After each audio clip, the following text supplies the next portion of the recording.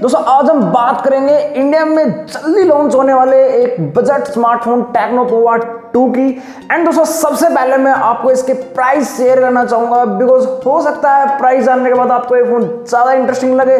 तो दोस्तों price and specs जो मैं आपको बताऊंगा वो ऑलमोस्ट कंफर्म ही समझिए, बिकॉज फिलीपींस में फोन ऑलरेडी लॉन्च हो चुका है। एंड दोस्तों वहां पे इसकी प्राइस रही थी 7,999 पैसों, जो इंडियन करेंसी में दोस्तों बनती है 10 to 11,000 के अराउंड। तो दोस्तों चलिए वीडियो स्टार्ट करते हैं। मेरा नाम त्यागी एंड आप देख रहे हैं टेक एंड टॉक। दोस्तों सबसे पहले बात करते हैं इस फोन के मेन अट्रैक्शन की। तो यहाँ पे आपको कम बजट में एक डिसेंट गेमिंग फोन देखने को मिलता है, जिसमें 7000 mAh की बड़ी मेगा बैटरी, बल्कि दोस्तों बैटरी नहीं, इसको मैं कहना चाहूंगा बैटर आपको देखने को मिलता है 18 वोल्ट की फास्ट चार्जिंग के साथ।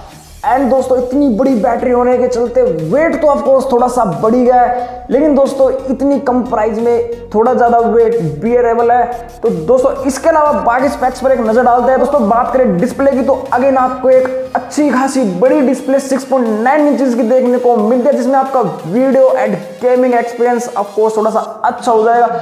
लेकिन दोस्तों इतनी बड़ी डिस्प्ले होने के चलते लुक्स पे थोड़ा फर्क जरूर पड़ता है। एंड दोस्तों सिंगल हैंडेड ऑपरेशन आपका नेक्स्ट टू इम्पॉसिबल हो जाएगा। लेकिन दोस्तों आपको 60 हर्ट्ज की screen refresh rate and 180 hertz की टच सैंपलिंग रेट के साथ 480 निट्स की अच्छी खासी ब्राइटनेस लेवल देखने को मिल जाता है।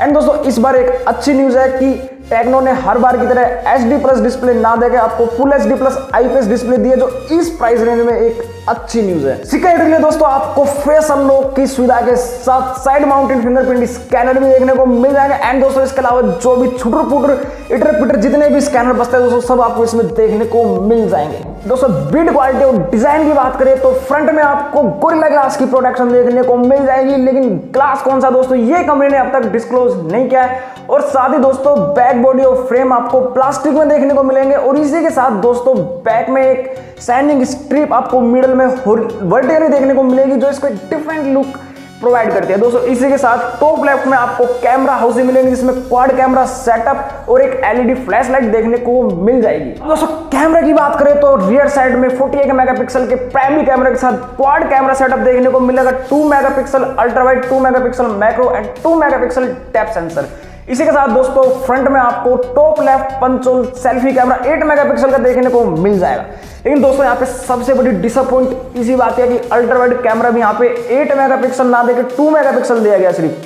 तो चार दोस्तों ये कैमरे इनमें से 3 बिल्कुल यूज रहेगा, 2 मेगापिक्सल का कोई काम नहीं है। अगर चाहते तो यहाँ पे अल्ट्रा वाइड को 8 मेगापिक्सल कर सकते थे, मैक्रो या डेप्थ में किसी को हटा के। तो दोस्तों जरूर यहाँ पे एक डिसअपॉइंट देखने को मिलती है। अगर आपको कैमरे फोन पसंद है तो इस फोन को आप अवॉइड कर सकते हो। नाउ परफॉर्मेंस की बात करें दोस्तों तो MediaTek का Helio G85 का एक गेमिंग चिपसेट आपको देखने को मिल जाता है। एंड दोस्तों Helio के चिपसेट 5G को सपोर्ट नहीं करते हैं, Dimensity वाले 5G को सपोर्ट करते हैं, एंड Helio वाले दोस्तों 4G को ही सपोर्ट करते हैं। दोस्तों इस प्राइस रेंज में G85 एक डिसेंट गेमिंग प्रोसेसर है, और साथ ही दोस्तों आपको रैम मिलेगी LPDDR4X टाइप प्रोसेसर मिलेगा। दोस्तों आपको high UI 7.6 based on Android 11 out of the box.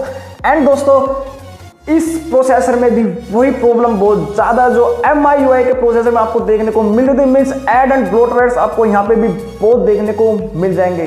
खैर जो भी है, तो दोस्तों प्राइस मैंने आपको स्टार्टिंग में बता ही दिया था। अगर आपको इन्फॉर्मेशन अच्छी लगी है तो प्लीज चैनल को सब्सक्राइब कर देना और वीडियो को लाइक कर देना। मिलता हूं आपसे अगली वीडियो में, तब तक के लिए बाय।